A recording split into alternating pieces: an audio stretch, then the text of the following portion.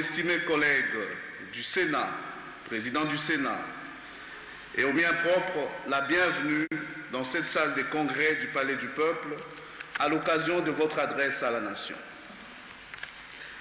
Excellence, Monsieur le Président de la République, qu'il vous plaise de prendre la parole pour délivrer le contenu de votre message.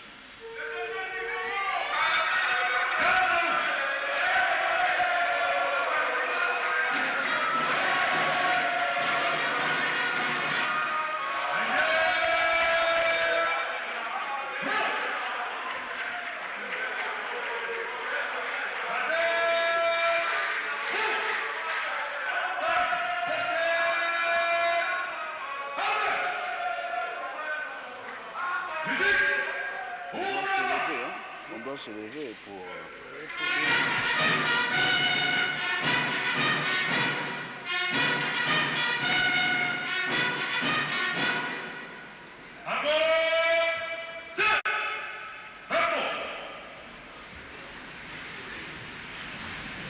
Honorable Président de l'Assemblée nationale, Honorable Président du Sénat, honorables députés et sénateurs, mes chers compatriotes, après mon adresse sur l'état de la nation le mois de novembre dernier, la situation socio-économique, politique et sécuritaire du pays m'oblige ce jour à m'acquitter de ce devoir constitutionnel plutôt que de coutume. En effet, la morosité des indicateurs macroéconomiques laisse aujourd'hui nos concitoyens perplexes au regard de son incidence bien compréhensible sur leur pouvoir d'achat. Alors qu'au plan politique, les négociations du centre interdiocésain sur l'arrangement particulier relatif à la mise en œuvre de l'accord du 31 décembre 2016 ont généré quelques inquiétudes pour avoir achoppé sur les difficultés, du reste insurmontables. Les modalités de nomination du Premier ministre et la désignation d'une nouvelle personnalité à la tête du Conseil national de suivi des accords, CNSA en sigle.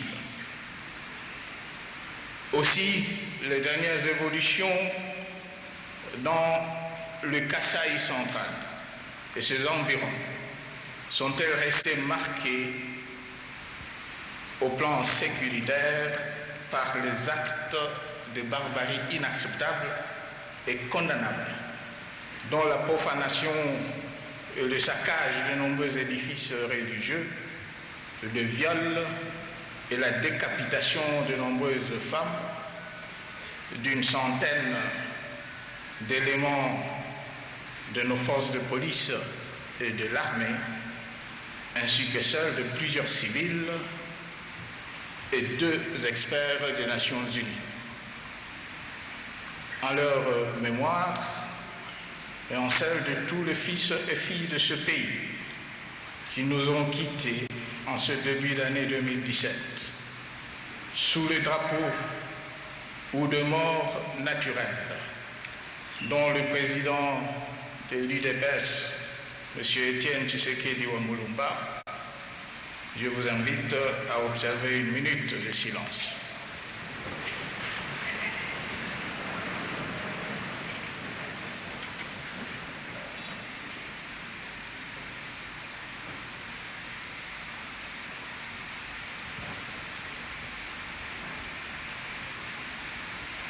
Merci.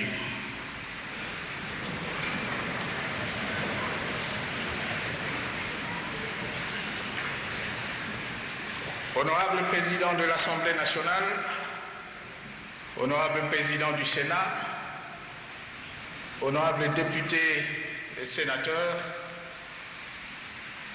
mes chers compatriotes, le premier trimestre de l'année en cours a été marqué au plan sécuritaire par une évolution positive et encourageante de la situation dans l'est du pays, où nos populations du Tanganyika, du sud et du nord Kivu ont renoué progressivement avec la paix et la tranquillité, grâce aux opérations militaires de nos forces de sécurité, mais grâce aussi aux efforts de sensibilisation des autorités et notabilités locales.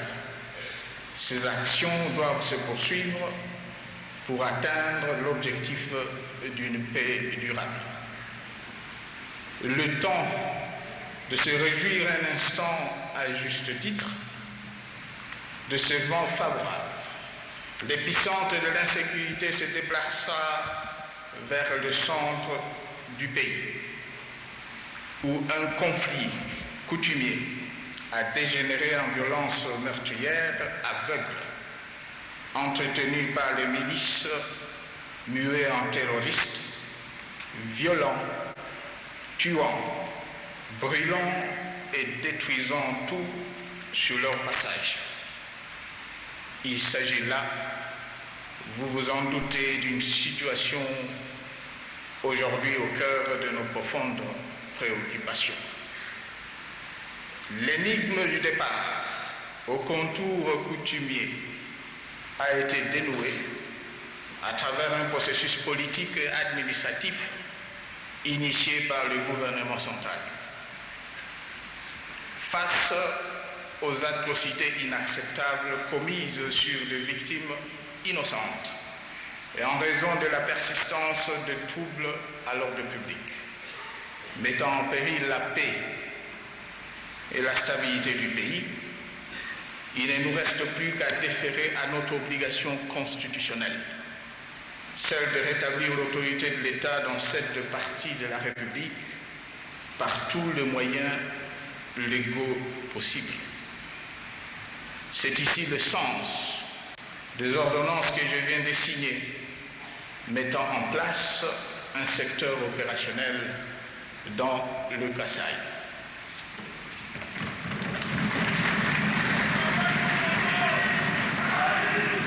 En même temps, des instructions ont été données au gouvernement central de manière à intensifier sa présence accrue dans les provinces touchées, à travers les ministres ayant en charge l'intérieur et les affaires coutumières, en vue de la poursuite du règlement politique et administratif de nombreux conflits coutumiers signalés çà et là, et ce avec l'aide de l'Association nationale des autorités traditionnelles du Congo.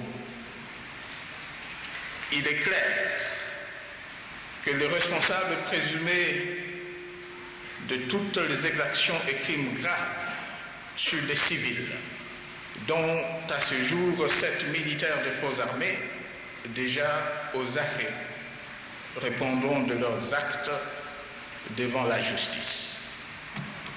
De la même façon, les crimes commis sur les milices par les miliciens, sur les paisibles citoyens, les agents de l'ordre et ceux des Nations Unies ne resteront pas impunis.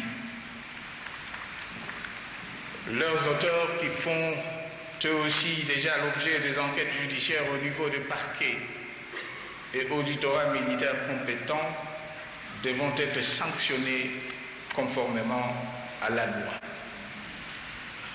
D'ores et déjà, les instructions ont été données au gouvernement de la République afin qu'il apporte le concours nécessaire à la réalisation de dites enquêtes.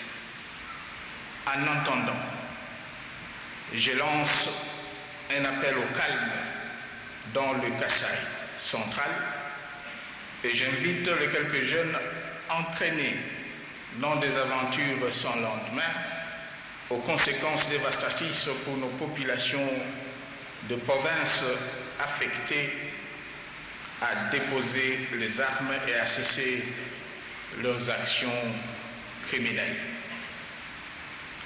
Honorable Président de l'Assemblée nationale, honorable président du Sénat, honorables députés et sénateurs,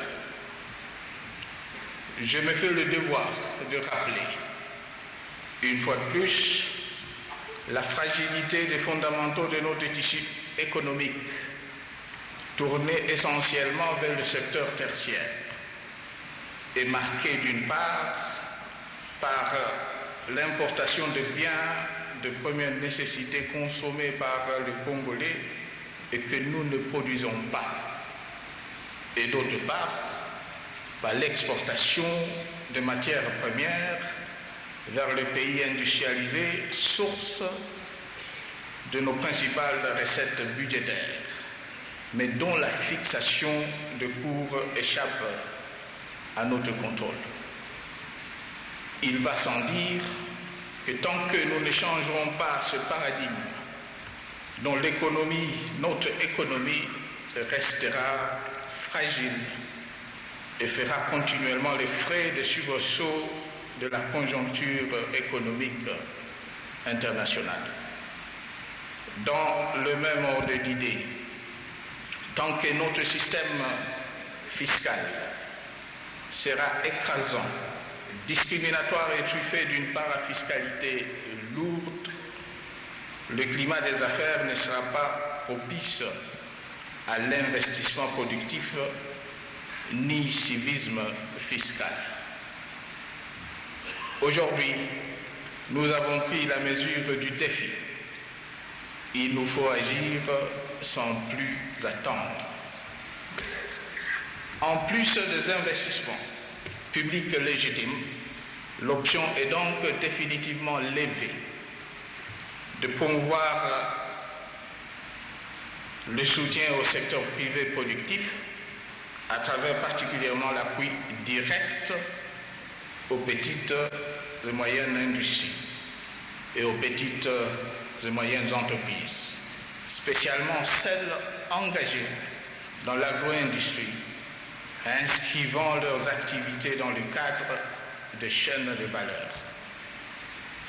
Il nous faut en effet produire ce que nous consommons, comme j'ai eu déjà à le dire, conférer de la valeur ajoutée à nos produits destinés non seulement à la consommation domestique, mais aussi à l'exportation en vue de les rendre plus compétitifs.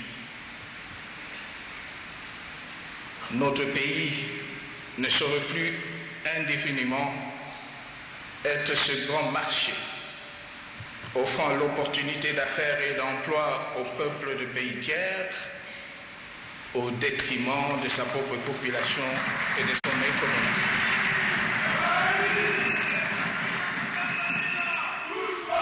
Par ailleurs, les efforts de mobilisation de ressources internes seront poursuivis à travers la lutte sans concession contre la fraude douanière et fiscale, ainsi que la contrebande, grâce aux réformes fiscales nécessaires et grâce à l'implantation très prochaine au sein de nos régies financières de systèmes de gestion informatisés de contribuables fournis par une expertise appropriée. C'est ici le lieu pour moi d'insister sur l'impérieuse nécessité pour le gouvernement de la République, l'Assemblée nationale et le Sénat de prendre des dispositions utiles en vue de l'adoption dans le plus bref délai et pendant la session en cours d'une nouvelle loi sur la fiscalité, de seul sur le partenariat public-privé, sans omettre la finalisation de la loi portant révision de certaines dispositions du Code minier, en sursis depuis plusieurs mois devant les deux chambres. Le gouvernement pourra ainsi disposer des outils solides pour stabiliser de manière pérenne et structurelle la situation économique en cours avant d'inverser définitivement la tendance préoccupante actuelle. l'amélioration de la situation sociale de nos populations en dépend. Honorables députés et sénateurs, je voudrais rappeler à la jeunesse de notre pays que la mise en œuvre effective de politiques appropriées promises en novembre dernier en vue de sa réinsertion socio-économique a démarré. La promotion de l'entrepreneuriat local à travers les mesures subventionnées de soutien au secteur privé ainsi que l'entrée en vigueur de la loi sur la sous-traitance aux PME et PMI locales constituent aujourd'hui des opportunités à saisir. Parallèlement à ces efforts qui créeront plusieurs milliers d'emplois, les entreprises du portefeuille de l'État ont été instruites de privilégier, dans le cadre de leur plan de redressement, la résorption du chômage des jeunes.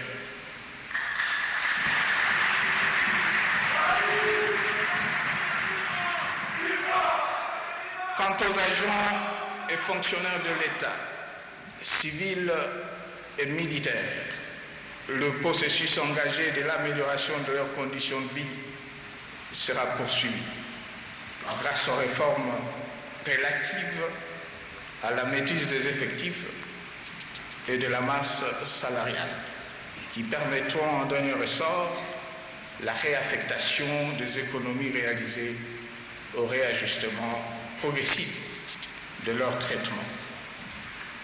Honorable Président de l'Assemblée nationale, Honorable Président du Sénat, honorables députés et sénateurs, conformément à ce qui est devenu une tradition politique dans notre pays, j'ai levé l'option depuis 2015 d'engager la classe politique et sociale de notre pays dans un dialogue afin de dégager le consensus indispensable à l'organisation du troisième cycle électoral apaisé.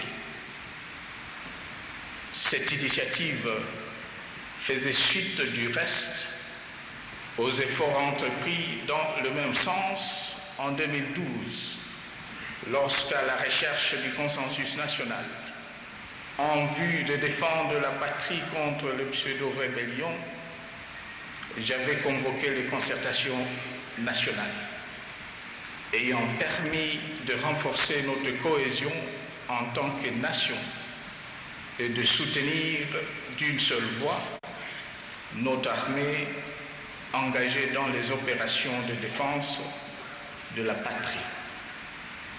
Dans le même ordre d'idées, une fois de plus, la recherche du consensus m'a inspiré dans la convocation en novembre 2015 du dialogue politique national inclusif tenu sous la facilitation internationale de l'Union africaine. Ce forum, précédé lui-même du pré-dialogue entre la majorité et l'UDPS, tenu dans plusieurs villes européennes, débouchera à la cité de l'Union africaine sur l'accord du 18 octobre 2006 entre l'opposition politique, la société civile et la majorité. Quoique cet accord ait jeté de bases solides à nos attentes, j'avais résolu de déférer à l'impératif de l'inclusivité en vue d'un plus large consensus de parties prenantes au processus électoral, en confiant à la Conférence épiscopale nationale du Congo une mission de bons offices auprès du rassemblement de l'opposition. C'est ici le lieu de rendre hommage aux évêques de l'Église catholique pour l'excellent travail abattu et ont donné lieu à l'accord du 31 décembre dernier et à certains points de convergence sur des modalités de mise en œuvre du dit accord. Hélas, en dépit de leurs efforts louables ayant permis l'atteinte de plus de 90% des résultats escomptés, les parties prenantes n'ont pu dégager de consensus sur 2 points, concernant respectivement la désignation du Premier ministre et celle du président du Conseil national de suivi de l'accord, tel que renseigné dans le rapport final de médiation mais transmis en date du 28 mars dernier.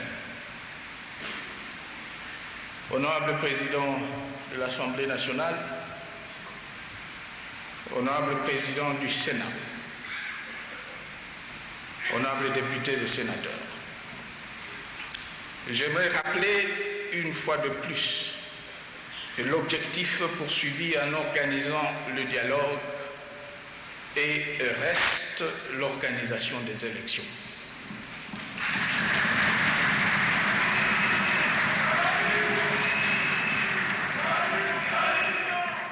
Je félicite pour cela notre centrale électorale qui, dans des conditions extrêmement difficiles, a abattu un travail remarquable et ont permis à ce jour de dépasser la barre de 21 500 000 électeurs enrôlés, avec essentiellement le financement propre du gouvernement de la République, évalué à ce jour à 320 millions de dollars.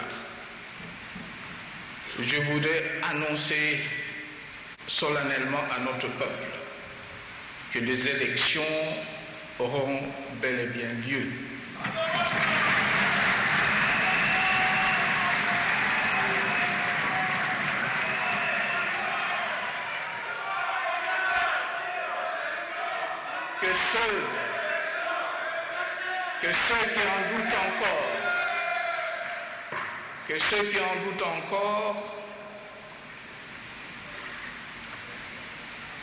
Que ceux qui en doutent encore soient rassurés. Tout sera mis en œuvre, en effet, pour atteindre cet objectif, conformément au calendrier qui sera fixé par la CENI. L'accord du 18 octobre, comme celui du 31 décembre 2016, ayant dégagé le consensus, jadis recherché sur la problématique de séquence des élections et du fichier électoral, aussitôt celui-ci constitué et la répartition des sièges déterminée par une loi qui sera adoptée par les 2 chambres, plus rien ne devra empêcher la convocation du scrutin. Honorables députés, honorables sénateurs, ce processus étant l'œuvre de Congolais, financé par les Congolais eux-mêmes, aucune ingérence étrangère ni dans son pilotage.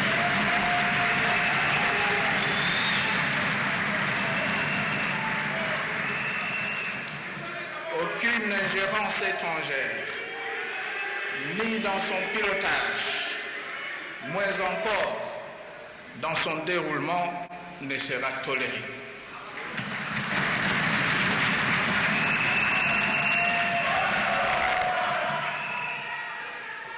Comme dans tout autre pays membre des Nations Unies, il s'agit là d'une question de politique intérieure et relevant en conséquence de la souveraineté nationale.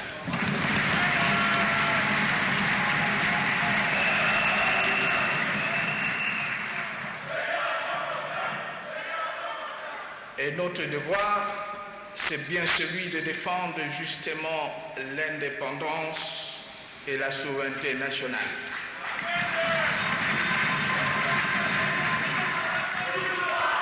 Conformément à à l'engagement pris devant notre peuple au terme de notre serment constitutionnel. Honorable Président de l'Assemblée nationale, honorable Président du Sénat, honorables députés et sénateurs, au cours de ces dernières 48 heures, j'ai été à l'écoute de la classe politique et sociale qui a répondu à mon invitation.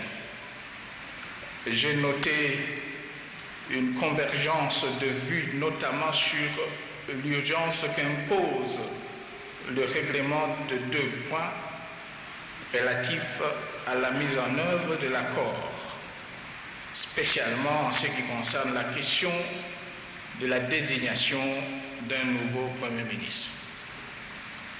À ce propos, un large consensus s'étant dégagé sur la procédure de désignation de celui-ci et sur les compétences de l'autorité de nomination, j'invite le rassemblement à surmonter ces querelles intestines et à harmoniser les vues.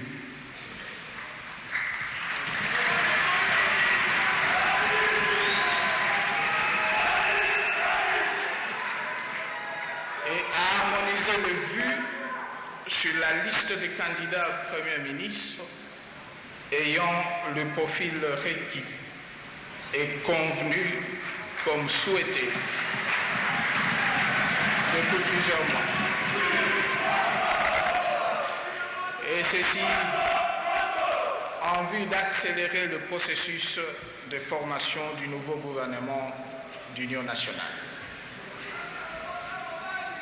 Comme relevé dans mon message de novembre 2016, et tenant compte du fait que le pays ne doit plus être l'otage d'intérêts personnels et des luttes de positionnement des acteurs politiques,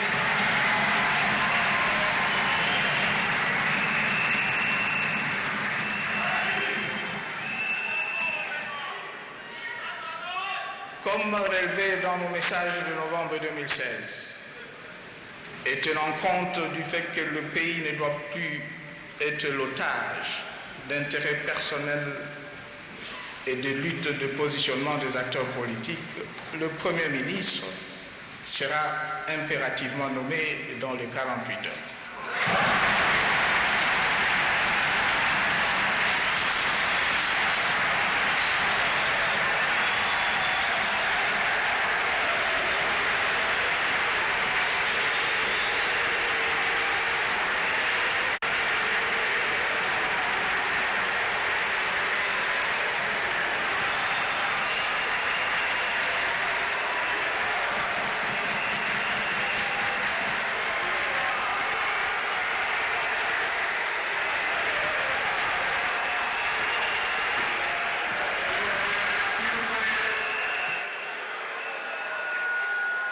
S'il vous plaît.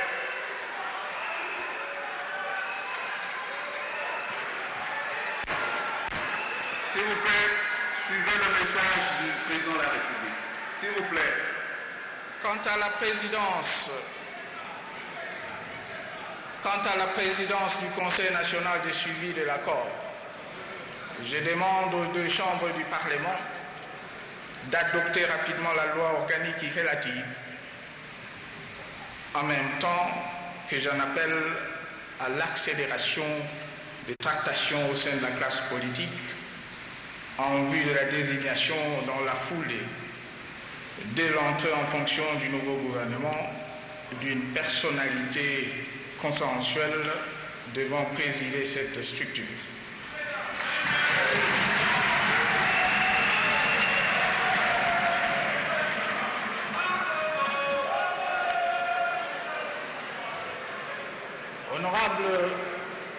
Honorable Président de l'Assemblée nationale, honorable Président du Sénat, honorables députés et sénateurs, mes chers compatriotes, comme par le passé, La République démocratique du Congo n'a pas vocation à sombrer, mais plutôt à émerger. Ces difficultés conjoncturelles étant bien cernées, elles sont en voie de trouver des réponses appropriées. Je suis convaincu que grâce à l'engagement de tous, opposition, société civile et majorité, et surtout grâce à l'appui de notre peuple, nous saurons surmonter les défis qui se présentent à nous. Et notre beau pays survivra aux prédictions apocalyptiques et malveillantes de ses détracteurs.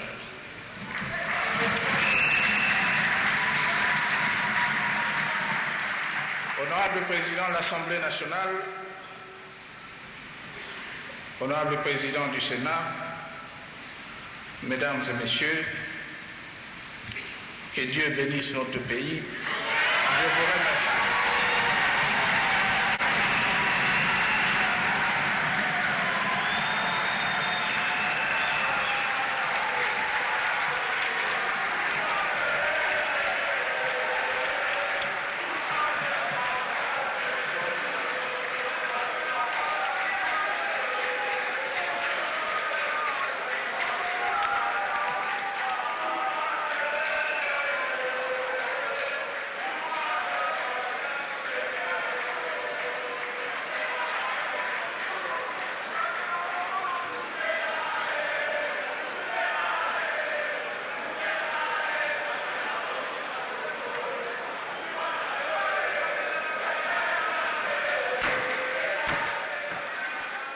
S'il vous plaît, Excellence, Monsieur le Président de la République,